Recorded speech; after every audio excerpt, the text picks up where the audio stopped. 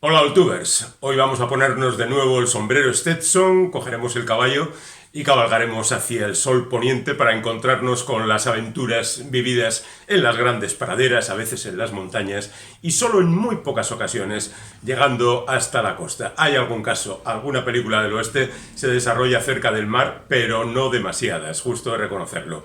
Lo habíamos dejado en el capítulo anterior a la altura de finales de los años 50, que es esa época en la que tienen especial protagonismo dos ciclos, como era el Rano, protagonizado por Randall Scott y dirigido por Bud Teacher. Es un ciclo de serie B, por no decir C. El otro más interesante era el ciclo de western psicológico, dirigido por Delbert Daves, y en casi todas sus películas protagonizado por Glenn Ford, aunque quizá la más importante, El árbol del ahorcado, estaba protagonizada por Gary Cooper. Ya muestran ciertos síntomas de agotamiento de la fórmula.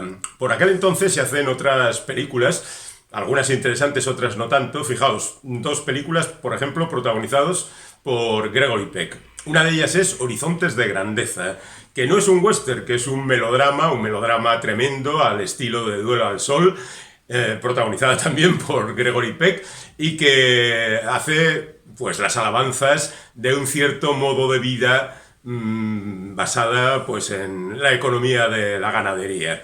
El Gran País, que es el título original de Big Country, es repetido constantemente a lo largo de la película, lo comparan con el mar. De hecho, el protagonista es un marino que va a esas grandes praderas a casarse con su novia, Gregory Peck y Carol Baker.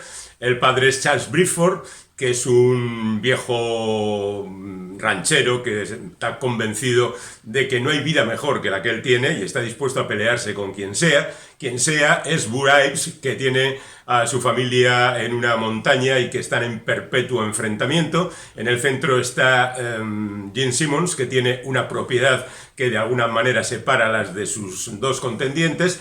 Y por otra parte, pues tenemos al hijo de Bud Ives, interpretado por Chuck Connors, que hace de malo, por supuesto, y a Rodolfo Acosta, que terminaría con esta película su participación en el cine porque moriría poco más tarde afectado de alcoholismo. Rodolfo Acosta es ese actor que siempre hacía de mexicano en las películas del oeste, y en esta película pues hace de una especie de escudero del protagonista. Y el otro gran protagonista es Charlton Heston, que a pesar de que ya había hecho Los 10 Mandamientos, es decir, que era una estrella, aceptó figurar en cuarto lugar en el reparto en esta película de William Wyler. Él es el capataz enamorado de la hija del dueño del rancho, que también representa esa otra forma de vida. El choque entre los dos personajes principales, Gregory Peck y Charlton Heston, y luego Gregory Peck y Chuck Connors, es lo que viene a contar esta historia. De grandes escenarios, una música muy pegadiza y representativa de ese western que no es western. Hay otra película, como decíamos, de Gregory Peck, El Vengador sin Piedad, de Barbados, en el título, Bravados, perdón, el título original, que es la que demuestra el desastre que es el western a ciertas alturas. Esta película cuenta esa vieja historia del tipo que persigue a cuatro malvados que han matado a su mujer. Los cuatro malvados son también gente más o menos conocida: Lee Van Cleef, Stephen Boyd, Albert Salmi, y Gregory Peck les persigue mucho. Bueno, pues la historia se centra fundamentalmente en tres localizaciones. Por mucho que cabalguen, por mucho que huyan unos y por mucho que persiga el otro, la película está centrada en un territorio casi fantástico entre la casa donde sucedieron los hechos, la casa donde se refugian y el pueblo donde están prisioneros en principio, de donde se escapan. Es una de esas películas mal hechas y que acaba con la paciencia de cualquier espectador y que muestra también ya un poco el deterioro de la fórmula. Hay otras películas por esa época, finales de los 50, El hombre de las pistolas de oro, donde se evidencia también ese cambio de paradigma, digamos, que presenta por un lado al malo que se convierte en bueno, el personaje de Richard Widmark, que está primero con la banda de los malos y acaba convertido en el sheriff de la ciudad, y al bueno, en principio, que se convierte en medio malo. Sería Henry Fonda, el hombre de las pistolas de oro, que es un pacificador, un tío al que contratan para que pacifique el pueblo de Warlock, que es el título original de la película. Este Henry Fonda viene acompañado por otro tipo, interpretado por Anthony Quinn, un tal Morgan, de pasado oscuro, y cuyas relaciones también son presentadas como tortuosas. Bueno, pues estos dos personajes, incluido además el tercero de Richard Widmark, van a centrar absolutamente toda la acción. La película está está bien, no es para volver loco a nadie, pero en cualquier caso muestra ya que el western deriva en otras direcciones. Pero sin duda alguna la figura más representativa de este final de ciclo es la de John Ford, otra vez. Hemos hablado de ello en el vídeo que hemos dedicado a John Ford, pero aquí lo mencionaré un poco superficialmente. La clave está en Centauros del Desierto, o The Searchers, como es el título original de esta película, en la que John Ford y Jeffrey Hunter persiguen durante años a los indios de la tribu de Cicatriz, que se ha llevado a la hermana más o menos de uno, y sobrina del otro. En realidad casi podría ser su hija. Bueno, en cualquier caso, esta es una película que es recogida muy bien por la intelectualidad y a estas alturas es la representación del western. Es otra de esas películas que John Ford hace como quien no quiere la cosa, con gran facilidad. Es una película bastante descuidada, pero evidentemente tiene su encanto. Después hará Misión de Audaces, The Horse Soldiers, esa incursión del ejército nordista en territorio sudista durante la Guerra Civil Americana, que no es una gran película, pero tiene ese enfrentamiento entre John Wayne, el jefe de la partida, y el médico interpretado por William Holden. A continuación, El Sargento Negro, que a mí es una película que me gusta porque tiene un montón de circunstancias, es una película del oeste, obviamente, y de hecho las escenas del desierto están mejor hechas que las de Centauros del Desierto. Es también una película de juicios, es un thriller porque hay un asesinato, hay que descubrir quién es el culpable, y es incluso hasta una película de terror en la primera parte, cuando Constant Towers es abandonada en una estación del ferrocarril y allí empiezan a pasar cosas misteriosas y aparece, entre otros, Woody Strode, el Sargento Negro. Pero ya son westerns menores, si se quiere. En el año 60 John Wayne hace El Álamo, que es una gran superproducción, la dirige él. Bueno, también con la ayuda de John Ford. Ahí se cuentan historias acerca de que Wayne no quería la interferencia de John Ford porque iban a decir que le había ayudado demasiado y su prestigio se iba a ver mermado. Y entonces le mandaba a rodar escenas lejos del rodaje normal y el otro aparecía con una cantidad enorme de material. Bueno, al margen de todo eso, El Álamo es una película bien construida que cuenta otra vez la historia del Álamo. Ya hemos hablado de esto, incluso en el vídeo de 300, donde analizábamos cómo el cine estadounidense se nutría de grandes derrotas para convertirlas en victorias, con un reparto excepcional, el propio John Wayne, Richard Widmark, Lawrence Harvey, el cantante de moda por aquel entonces, Frankie Avalon, en fin, un montón de gente, Richard Boone haciendo del jefe de la revuelta, la verdad es Sam Houston. La verdad es que la película está bien y tiene algunas de esas frases memorables que quedan en la cabeza de los espectadores. Por ejemplo, el momento en que John Wayne le dice a Lawrence Harvey aquello de hay palabras que se te quedan en la cabeza y la verdad es que te ensanchan el corazón o algo por el estilo. En el original decían república y en la traducción al español en su momento, en el año 60, no iban a mencionar la palabra república, decían independencia, otra palabra tabú para el franquismo, pero bueno, en cualquier caso, esta pasó. Y había momentos bastante definitorios de los personajes. Hay un momento en que le preguntan David Crockett, ¿en qué piensas? Y John Wayne contesta, no pienso, solo recuerdo. O el enfrentamiento entre Jim Bowie y el coronel Travis, cuando después de montar una bronca, descubre que ha muerto su mujer y le pide disculpas. Richard Widmark le responde, usted no puede evitar ser como es, ni yo ser como yo. Casi una especie de declaración a favor del determinismo genético. Bueno, en definitiva que estamos justo en el año 60 y ahí las cosas empiezan a derivar en otra dirección que inmediatamente abordamos. Y ya que estamos con John Ford, terminamos con él hablando de Dos cabalgan juntos, la película del año 61 que Ford no quería rodar porque de alguna manera ya pensaba que la había rodado en Centauros del Desierto. La historia es básicamente la misma, la de los blancos que tratan de recuperar a mujeres blancas que han sido secuestradas por los indios, pero como le obligan a ello, el bueno de Ford consigue darle una vuelta y lo convierte en el lado oscuro de aquella interpretación un tanto romántica de Centauros del Desierto. En Dos cabalgan juntos, James Stewart va a recuperar a las mujeres por dinero y no por idealismo.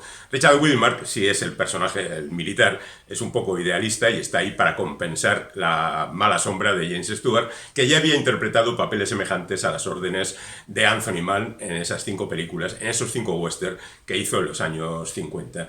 La película es un film film sin los elementos habituales del cine del oeste. Una película mucho más oscura, apenas hay disparos, pero hay muchísima violencia, violencia psicológica, y a mí es una película que me parece fantástica. Y al año siguiente hace El hombre que mató a Liberty Balance, que ya hemos comentado que es el golpe definitivo al western, cuando John Ford primero rueda la película prácticamente en estudio, hasta un atraco a una diligencia lo hace en un plató. La película es absolutamente concentrada en unos pocos lugares: el bar, la casa de comidas, la sede del periódico, la calle principal del pueblo y poco más. Y sobre todo lo que tiene es el análisis de la situación. Todo lo que os hemos contado hasta el momento, venía a decir John Ford, es mentira. Y en esa película se evidencia la mentira, porque supongo que lo sabéis, en la película está Liberty Balance, interpretado por Lee Marvin, que es el malo, al que se enfrenta James Stewart, que es un abogado que quiere implantar la ley. Por medio está, por ejemplo, el periodista, interpretado por Edmund O'Brien, y también Don Donifon, que es el personaje que encarna John Wayne y que es, digamos, la pieza fundamental oculta, porque teóricamente James Stewart ha matado a Liberty Balance. Y, bueno, el personaje de James Stewart ha matado a Liberty Balance. Y gracias a eso consigue hacer una carrera política importante. Pero la verdad es que quien ha matado a Liberty Balance es Tom Donifon, John Wayne, que le ha disparado cobardemente desde la penumbra. Y sobre esa mentira se basa toda la película, y sobre esa mentira se basa prácticamente toda la historia del western. Y sobre esa mentira se habla al final de la película, cuando hay un periodista que escucha la historia verdadera contada por James Stewart cuando ya es un anciano, y cuando termina rompe los papeles y dice: señor, esto es el oeste, y cuando los hechos se convierten en leyenda, yo imprimo la leyenda. Es decir, que ese hombre será para siempre el hombre que mató a Liberty Balance. Pero el cine del oeste queda definitivamente herido a estas alturas. Hay que recordar que por aquel entonces, en el 61, ya se ha hecho el primer western en Almería. Lo hacen los ingleses, antes de empezar a hacerlo los españoles y los italianos. La película es El demonio, la carne y el perdón, y es un western pop muy raro, pero curioso. Hay más información sobre él en el vídeo dedicado a los 100 años de la vida de Di Bogar, que era el protagonista.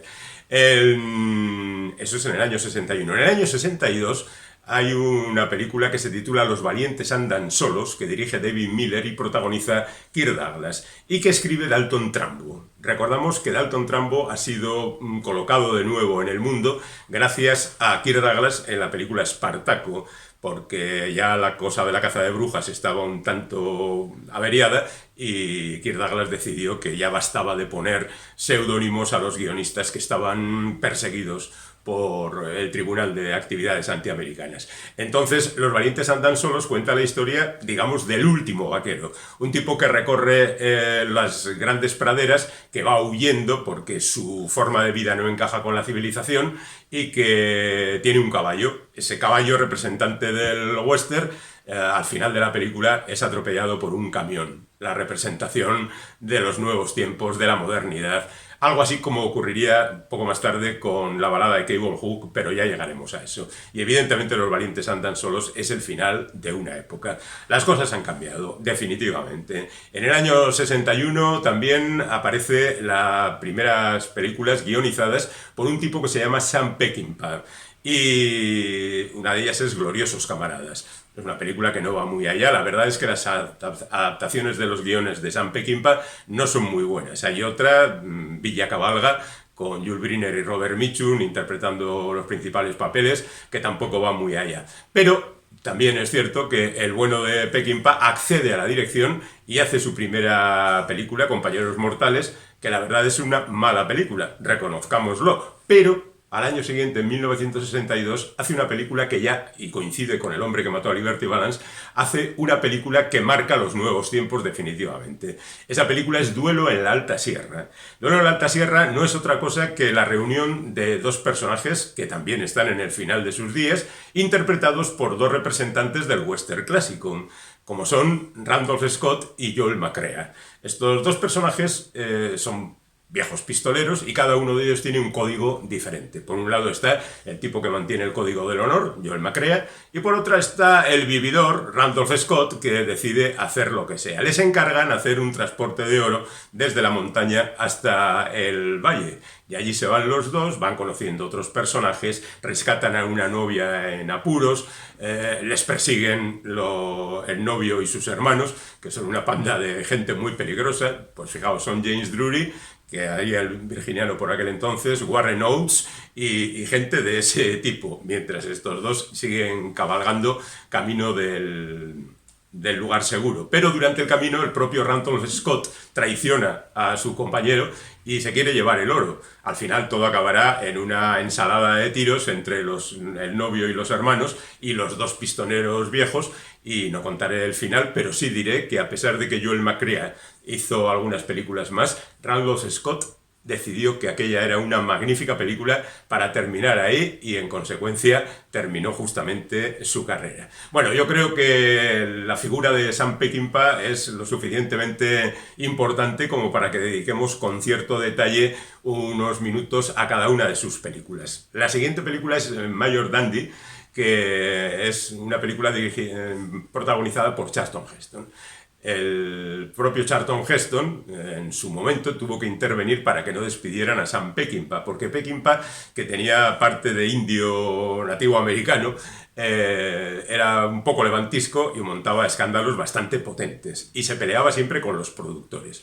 En esta ocasión, el propio Charlton Heston y Sam Peckinpah llegaron casi a las manos. Hubo un momento en que Charlton Heston cargó con el sable desenvainado sobre él y llegó casi a golpearle. Y sin embargo, cuando los productores trataron de echarle a Sam Peckinpah, Charlton Heston, haciendo gala de esa ambivalencia tan americana de estoy aquí a la derecha pero me comporto a veces como los de izquierda, cedió parte de su salario para que él siguiera dirigiendo la película. Entonces, el asunto está en que al final la película quedó en manos de los productores, la masacraron y la parte central de la película es un auténtico desastre. Pero bueno, en cualquier caso, la película todavía se ve muy bien. Es la típica historia de una revuelta apache. El caudillo Sierra Charriba se ha puesto de uñas, huye a México y entonces el mayor Dandy tiene que recorrer el camino para capturarle. Y como no tiene soldados, recurre a un grupo de civiles y a algunos soldados de la Confederación que están prisioneros. Y entre ellos está Richard Harris, que es el otro coprotagonista, que mantendrá la correspondiente lucha con el protagonista durante toda la película. Es curioso porque en esta película el propio Peckinpah decidió no ser espectacular. Y por ejemplo, las batallas se producen de noche, no tienen, digamos, esa carga mítica, esa épica característica del oeste, pero también cumplen fundamentalmente con la misión que es explicar a los personajes y los comportamientos de cada uno de ellos. Y después de Major Dandy llegamos a Grupo Salvaje. Esto merece una explicación. Grupo Salvaje es la representación gráfica de lo que es el western crepuscular, que es como se conoce a las películas hechas en los años 60. Es el grupo de una panda de desesperados, gente generalmente mayor. Pues fijaros, los intérpretes son William Holden, Ernest Borgnine, Robert Ryan, Edmond O'Brien, Warren Oates, Ben Johnson, gente que tiene todo pues de 50 para arriba y bastante más. Atracan un banco casi en la frontera, el atraco es un auténtico desastre, una auténtica matanza, y los personajes huyen a México. Y una vez allí entran en contacto con un coronel de la revolución, un tal Mapache, que es casi una figura ridícula, interpretada por el Indio Fernández, por Emilio Fernández, y se ponen a su servicio.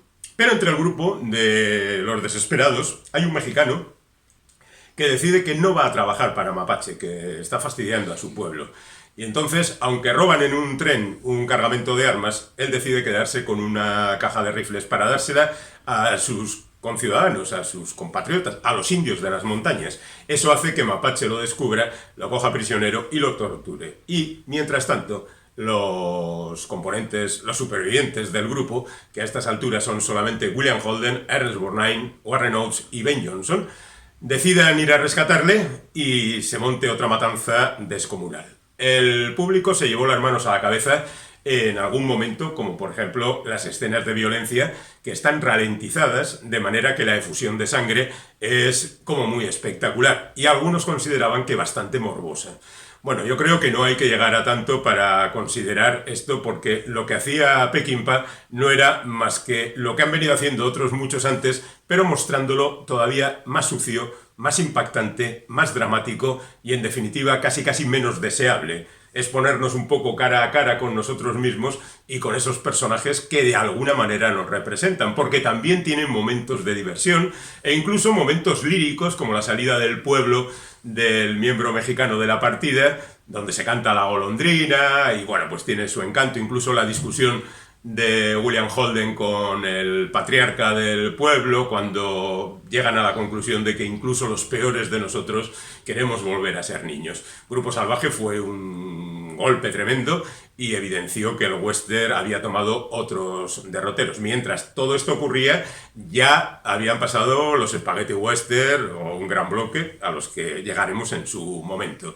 Después de esta película, el bueno de Peckinpah decide hacer una película muy pequeñita, La balada de Cable Hook, protagonizada por Jason Robards en la figura de un soñador que es abandonado en el desierto y durante un tiempo va recriminándole a Dios que le haya dejado en esa penosa circunstancia. Señor, yo tengo mi paciencia, pero llevo 3 días sin beber, a ver qué hacemos con esto, y descubre un pozo. Gracias a ese pozo se hace rico, porque la línea de dirigencias pasa por allí y bueno, pues después se encontrará con los tipos que le abandonaron, se encontrará con la civilización, se encontrará con un pastor religioso que en realidad es un ligón, interpretado por David Warner. Conoce al personaje de Stella Stevens, a quien le dice que nadie la ha visto a ella nunca, y también tiene un halo romántico, y al final muere atropellado por un coche, otra vez la representación de la modernidad. El western está muerto. De hecho, la siguiente película de Peckinpah es Perros de paja, que no es un western, y luego llega Junior Bonner, que aunque está ambientada en el mundo del rodeo, está hecha en el siglo XX, está ambientada en el siglo XX, de manera que el personaje protagonista es un tipo que va de rodeo en rodeo. Es una película también muy crepuscular y la verdad es que está muy bien protagonizada por Steve McQueen. Y después hace la super película western final de su carrera, que es Pat Garrett y Billy the Kid, donde James Coburn interpreta a Pat Garrett, donde Chris Christopherson es Billy the Kid y donde Bob Dylan interpreta a Alias, que es un personaje superfluo y lo hace muy mal. Pero hace una excelente banda sonora donde está, por ejemplo, la canción Llamando a las puertas del cielo, otro gran momento ese de la muerte de Slim Pickers mientras suena la canción en la orilla del río, mientras Katy Jurado se acerca a él tratando de paliar su dolor. Bueno, Pat Garrett y Billy el Niño es la vieja historia, pero está rodada con una elegancia tremenda y con la música de Dylan se convierte en una elegía auténtica. Incluso su siguiente película, Quiero la cabeza de Alfredo García, podría ser considerada un western, pero en realidad es un thriller. Pero el recorrido es el de un western. Un tipo ha seducido a la hija del patriarca de la zona, otra vez Emilio Fernández, y este decide su muerte. Quiero la cabeza de Alfredo García. O traedme la cabeza de Alfredo García. Y Warren Oates, el protagonista, coge la cabeza de Alfredo García y se pasea durante toda la película en un coche huyendo de unos y de otros porque todos quieren la cabeza de Alfredo García. Es una película muy bruta, la verdad. Y después Sam Peckinpah ya hace thrillers, Asesinos de élite, películas absurdas como Convoy, incluso Alfa Omega, Operación Omega, que es la última que hace en el año 82, pero ya su pulso ha desaparecido. Ya no hay cineastas como estos, ya no hay estos western impactantes que hace gente como Peckinpah. De hecho, y por representar a la gente que hace western en los 60, mencionaremos un par de casos. Uno de ellos es Burt Kennedy, que ya hemos dicho era el que hizo los primeros... Bueno, los primeros no, los primeros y los últimos guiones del ciclo Rano, ese de Randolph Scott y Boyd Boetticher. Es un magnífico guionista, pero es un pésimo cineasta. Él empieza a hacer películas como Los canadienses, en el año 61, Los desbravadores, que es otro pequeño desastre, hace El regreso de los siete magníficos, que no tiene nada que ver con Los siete magníficos de John Sturges. Esta es una copia mala, otra vez protagonizada por Yul Brynner, pero ya digamos, y además se rueda en Almería también, en el territorio de los Spaghetti Western. Después hace una curiosa película que es Bienvenido a los tiempos duros. Tiempos duros es Hard Times y es el nombre de un pueblo, basada en una novela de Doctorow, que no es un autor de western, es una película muy, muy extraña. Luego hace seguramente la que es más conocida de sus películas, Ataque al carro blindado, con Kirk Douglas y John Wayne interpretando los principales papeles. Es una película ridícula a veces. El pobre Kirk Douglas le tocó interpretar papeles ahí tremendos. Esta y Jack Cactus, por ejemplo, donde también hace un papel ridículo y muestra de que el western ya no va a ningún sitio. Y después empieza a hacer películas con James Garner o con Robert Mitchum, también un serie Necesita Ayuda, Anna Calder, y películas de este tipo que no son precisamente buenas. El otro cineasta de la época sería Andrew Victor McLaglen. Es hijo de Victor McLaglen, el actor que tantas películas ha hecho en colaboración con John Ford. Y la verdad es que su figura sirve para representar perfectamente la década de los 60. Andrew Victor McLaglen llega a la dirección por enchufe, porque su padre es una figura muy querida dentro del mundillo y además ha estado en los rodajes de prácticamente todas las películas de John Ford. Se supone que sabe de qué está hablando, pero no es cierto. Él es un director muy vulgar, sin una idea y sobre todo, bueno, en algún caso, pues con películas discutibles. Él empieza en el año 56 con una película olvidada titulada Matar a un hombre y su primera película con éxito es El Gran McLintock y se basa ese éxito en la figura de John Wayne. John Wayne, al año siguiente de interpretar a Tom Doniphan, el hombre que mató a Liberty Balance, empieza a hacer de este tipo de películas que son verdaderamente bochornosas. El Gran McLintock es de un machismo tan atroz que simplemente ver la última media hora y las desgracias que le ocurren a Maureen O'Hara debería sonrojar a cualquiera, incluido también al propio John Wayne. Pero en aquel entonces la cosa era, vamos a divertirnos. Y entonces la pobre Maureen, además de ser despojada de su vestido, tirada desde una altura, emplumada, golpeada con una plancha, dándole azotes en el culo y haciendo bromas divertidas sobre, toma esto que te puede servir ahora que te vas a casar y cosas así. Hay que recordar también que 11 años antes había mucho de esto en El hombre tranquilo del propio John Ford, pues ya marca un poco el camino por el que van a ir las cosas. Otra película de esa época, del año 64, implica a otro de los actores de la época, James Stewart,